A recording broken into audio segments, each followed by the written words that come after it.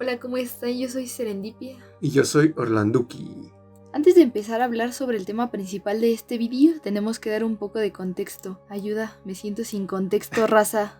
Porque nada pasa solo porque sí y tampoco en el arte. Bueno, nos vamos a situar a principios del siglo XX y el arte que se producía en esa época, las vanguardias modernas. Las vanguardias se caracterizaron por romper con los esquemas de pensamiento que se tenían en ese tiempo. Tenían un carácter experimental, buscaban la abstracción, hacían críticas sobre el mismo arte usando la sátira y la ironía. Todas ellas buscaban transgredir al arte de alguna manera, pero a pesar de esto, la mayoría de las obras de esta primera mitad del siglo eran pictóricas y se seguían usando soportes bidimensionales o tridimensionales. Algunos de estos ejemplos son, obviamente, La Fuente de Marcel Duchamp de 1917, composición en rojo, amarillo, azul y negro de 1921 de Piet Mondrian, La Tentación de San Antonio de 1947 de Leonora Carrington, La Mujer que Llora de 1937 de Pablo Picasso. En todas estas piezas podemos encontrar cosas en común, por ejemplo, que ninguna quiere imitar a la naturaleza tal cual la conocemos, sino que buscaban otra manera de representar las cosas, pero también vemos que aún existía ese apego a la pintura, al lienzo y a las formas geométricas. Si avanzamos a la segunda mitad del siglo XX,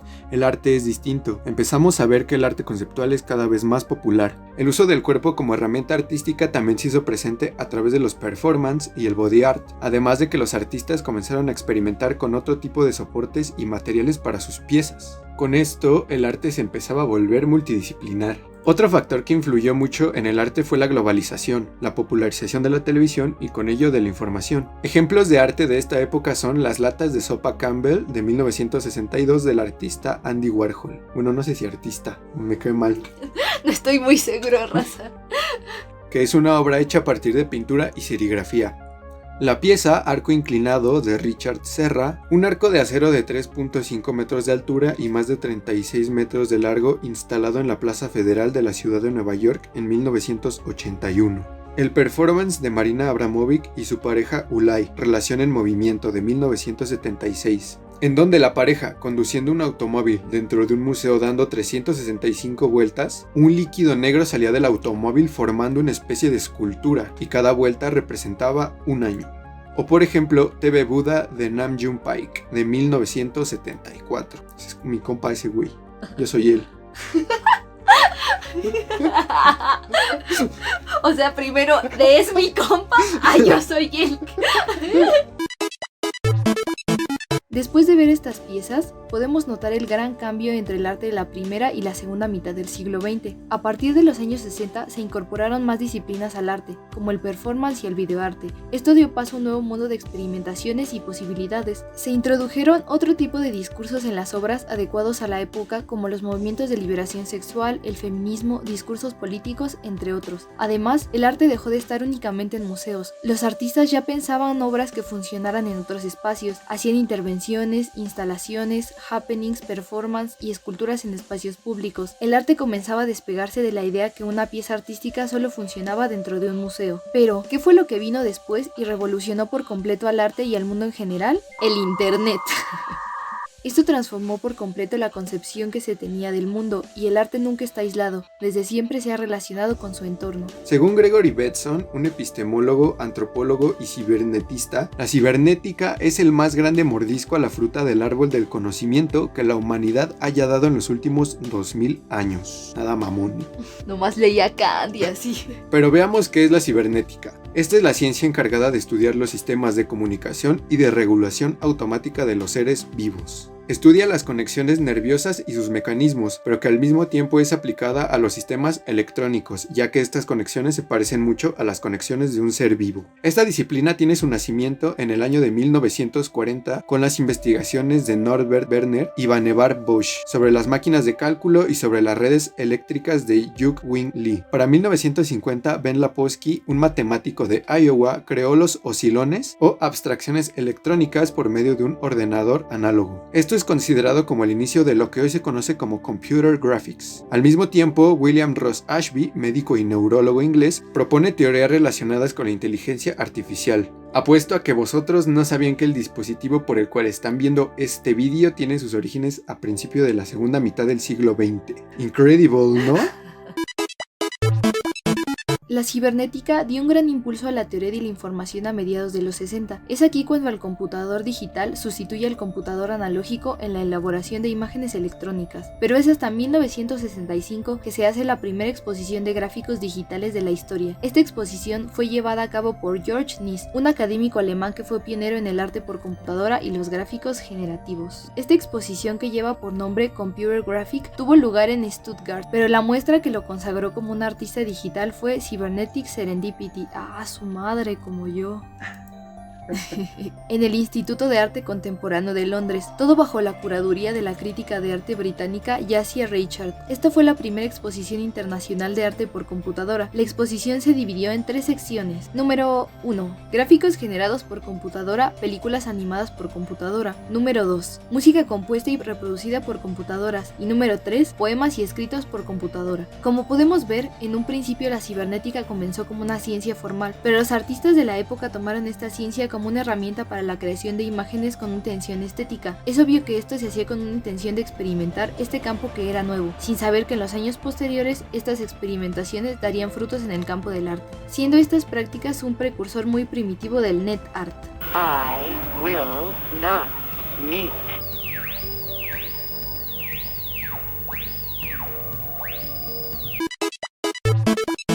En aquella época de los 60s, las computadoras se controlaban por órdenes complejas tipeadas con el teclado. Era casi como si tuvieras que aprender algún lenguaje de programación para poder utilizar una computadora, que obviamente para este punto aún no se tenía el acceso masivo a ellas. Pero entre 1964 y 1968, Douglas Engelbart y su equipo de trabajo en el Stanford Research Institute crearon el mouse y la interfaz gráfica de usuarios con ventanas e iconos. En 1968, Douglas hizo una demostración pública en donde mostró un sistema controlado por el ratón, con ventanas de tamaño variable, reconocimiento de escritura y que además permitía hacer una videoconferencia a la verga. Esto era algo inaudito para la época, y así es como nace lo que hoy conocemos como una computadora con interfaz interactiva.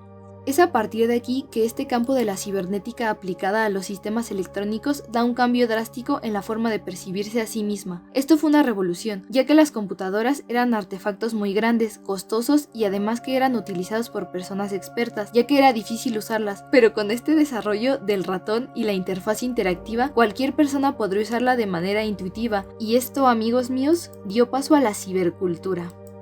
Ya una vez, ya no es para tanto. El concepto de cibercultura hace referencia a toda aquella interacción social llevada a cabo a través del ordenador, desde la comunicación, el acceso a la información, el entretenimiento y todo lo que ya sabemos. Pero como lo mencionamos anteriormente, el arte no escapó de ello. La noción que se tenía en los 90 de aquel espacio llamado Internet era como un nuevo mundo, algo completamente inexplorado, y como ya sabemos, los artistas de la segunda mitad del siglo XX buscaban utilizar otros soportes, y el Internet fue el lugar perfecto en el cual experimentar. Bueno, ¿y cómo se le llamó al arte que se desarrolló dentro de Internet? Net art.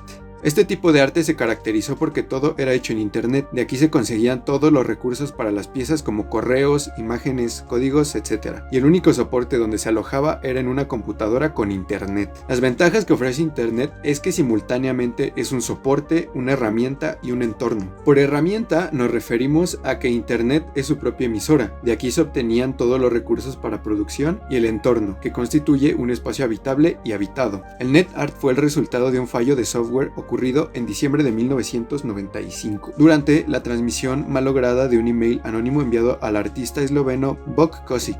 En el correo alterado por una falla técnica, Kosic encontró un término legible, net art, que comenzó a utilizar para referirse al arte de la red y las comunicaciones. Como tal, net art es más un movimiento que funcionó como parteaguas crítico y político en la historia del arte en Internet que un género específico. El net art se desarrolló en un contexto de crisis cultural en Europa del Este a principios de la década de 1990, después del fin de la Unión Soviética y la caída del muro de Berlín. Los artistas involucrados en los experimentos de net art están asociados con la idea de una responsabilidad social que respondería a la idea de la democracia como un mito capitalista moderno. Internet, a menudo promovido como la herramienta más democrática, pero que al mismo tiempo tiene muchas restricciones, te odio Mark Zuckerberg, fue objetivo de los artistas de la red que afirmaron que un espacio donde puedes comprar es un espacio donde puedes robar, pero también puedes distribuir. Arriba el socialismo. Los artistas de NetArt se centraron en las nuevas formas de compartir el espacio público. Desde esa época ya se empezaba a pensar en Internet como un espacio en donde se podía crear, desarrollar y comunicar ideas. Desde el principio las ideas de los netartistas estaban claras. Los pioneros del NetArt tenían propósitos e ideales colectivos. Aprovecharon la naturaleza de Internet, inmediatez y la inmaterialidad. Esto permitió a todo aquel que estuviera conectado la posibilidad de comunicarse dentro de un espacio de igualdad, donde se traspasaban las fronteras internacionales instantáneamente.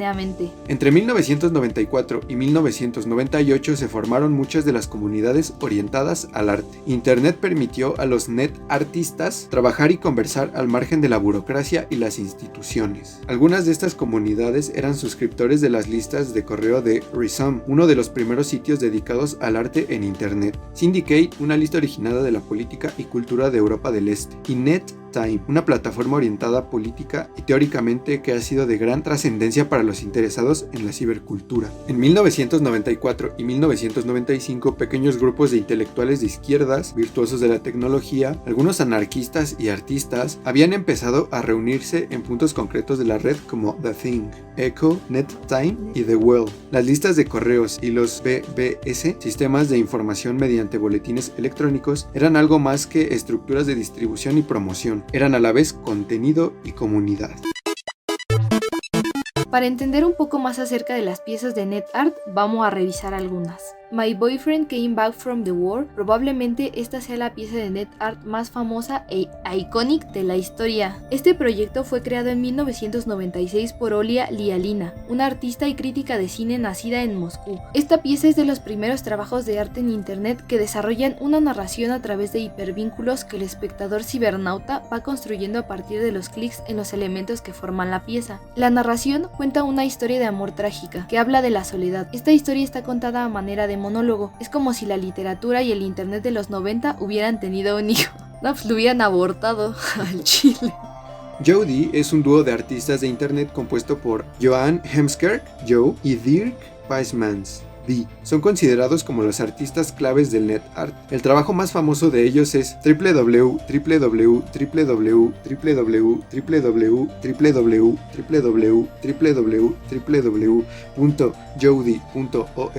del año 1995. Cuando uno entra a esta página, lo que se ve es un fondo negro y texto color verde. Se miran números desordenados y signos de puntuación, todo haciendo una alusión a un error informático. Si nos metemos al código fuente HTML de la página, podemos ver que el código no es más que dibujos hechos a partir del mismo código. También hace uso de hipervínculos que al darles clic te llevan a otras secciones de la misma página. Es como si estuviéramos explorando un glitch. Uno de nuestros favoritos es The Restart Page, una página interactiva en donde simulas un reinicio de sistema, con muchas ventanas de distintas versiones del sistema operativo de Windows 1, 95, 98, 2000, XP, entre otros. También incluye ventanas de Mac y de algunos otros sistemas. Esta página es resultado de una colaboración para un concepto que se desarrolló en el año de 2011. Abajo están los links por si quieren visitarlos. No sé por qué me río así, pero ¿ustedes cómo leen? Bueno, JS. ¿Cómo lo lee la demás gente? Me pregunto.